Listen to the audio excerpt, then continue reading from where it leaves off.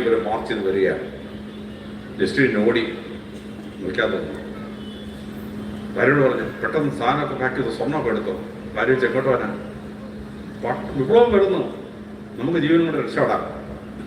പെണ്ണുപിള്ള പറഞ്ഞു, ഓടാൻ ഞാൻ ഓടത്തില്ല, നീ വേണേ ഓടാൻ. ലോകാവസാനം വരെ നിന്നെ പീരു വന്ന് ജനങ്ങൾ വിളിക്കും. ഞാൻ ഓടത്തില്ല.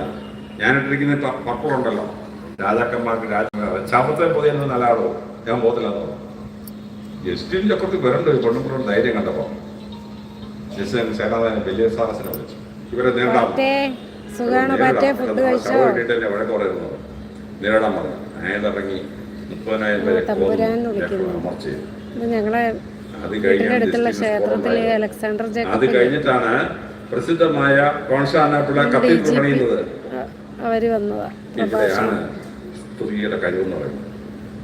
പുരുഷൻ നിന്ന് വിറക്കുന്ന സമയത്തല്ലോ, സ്ത്രീക്കൊരു പ്രശ്നമില്ല, അവള് പോകുന്നില്ല.